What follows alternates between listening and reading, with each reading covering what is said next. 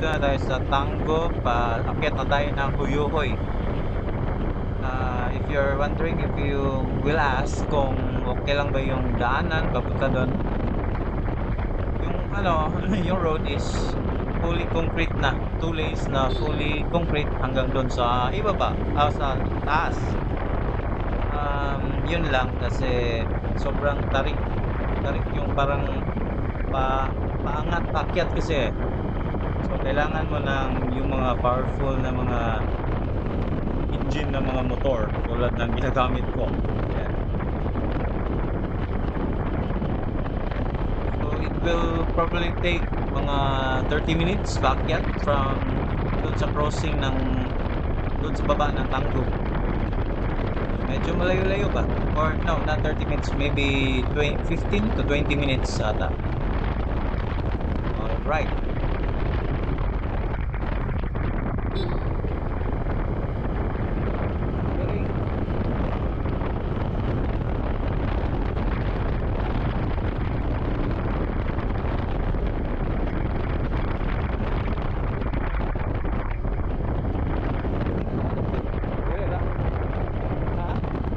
Ang araw nito is on a Sunday afternoon. Yeah. So dyan marami ng may mga na diyan sa gilid-gilid, may mga ibang mountain resorts na. So ayun. Nalimutan ko tuloy yung sinabi ko. Kasi akyat ito, so yung speed ko hanggang lang, siguro pinaka max is 50 to 60. Hindi tayo abot ng mga 80, 90. This is on a Sunday afternoon, so wala masyadong traffic. I think dapat marami kasi weekend, no? Pero ba't wala masyado? Siguro yung iba is balik-balik na, tapos nasumhan ako balik-balik diri. So kunti na lang yung pumupunta siguro kahit on a Sunday afternoon.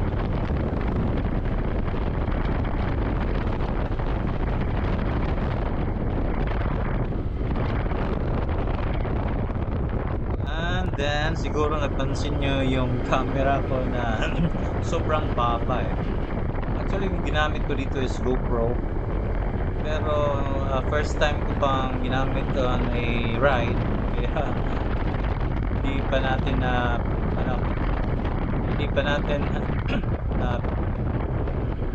anticipate na mababa pala. So siguro next time in my future rides, nakabili na ako ng mga gadgets na talagang makikita mo na yung road at yung kalagitan. Ayan. So just bear with me. I'll improve next time.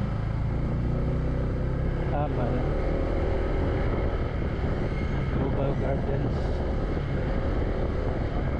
Ano eh? Asa dito? Labas taas?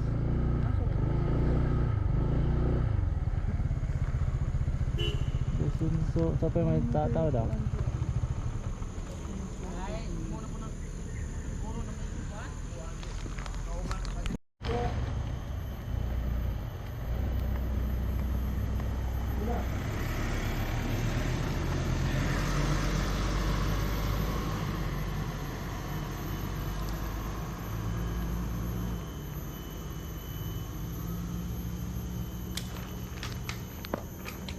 So nagbabayad na tayo. 200 pala yung entrance fee dito. So medyo may kamahalan. 200 pesos yung entrance fee, kasama na yung motor. Yan. So yan na yung mahiwagang gate. Pasok na tayo dyan sa white gate na yan, entrance. Paakyat pa din.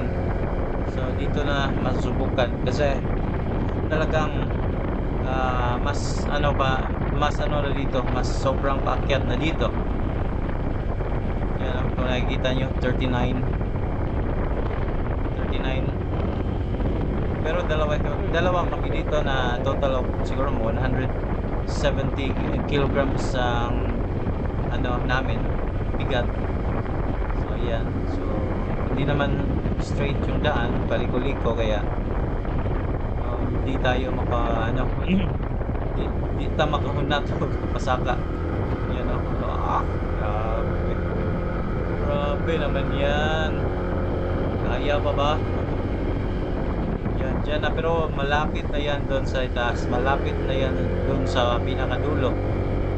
At hindi na natin nakikita yung ano. Talagang yung nakikita natin sa daanan. Kasi hindi ko na-anticipate. Tapos naka-helmet ako dito. Sobrang tarik. Pero kaya, kaya.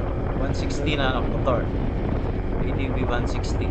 Kaya naman. Kahit 125 may nakita ako mga 125 na bumaba rito. Like XRM. Meron yung mga Mio na 125. May 110 nga eh. Yung ano. Yung wave. On the wave. So, malapit na tayo.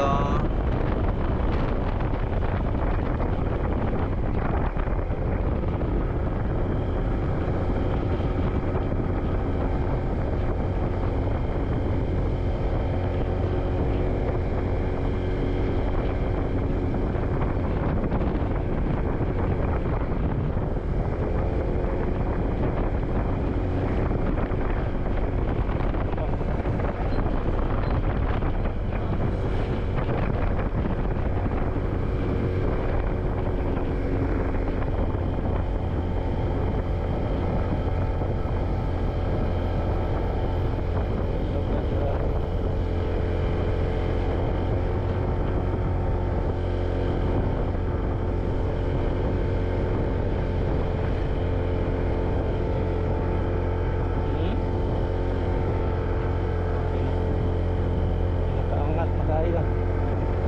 Nato na tayo.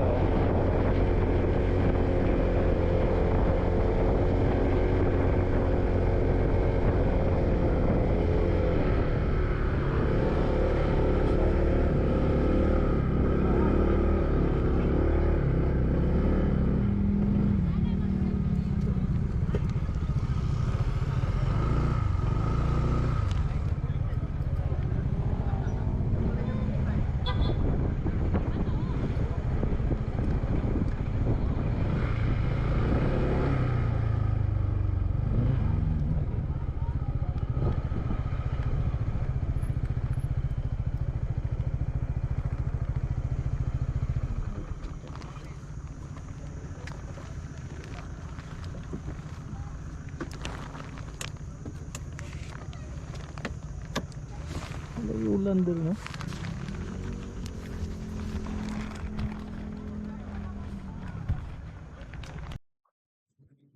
Alright, so voiceover sa rin dapita. Voiceover muna tayo kasi may background music yung ano. Pero very relaxing itong Huy dito sa Misamis Occidental. Um, Actually my first time here and probably not the last time. Very overlooking dito and medyo nakakalula yung tanawin. Para kang mahulog, para kang sigupin sa sa bandang dulo nito. Pero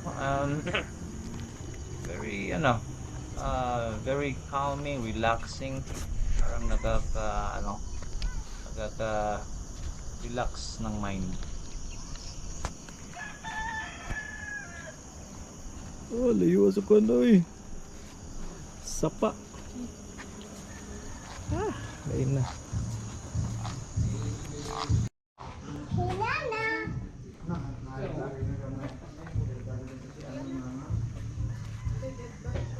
Let's go.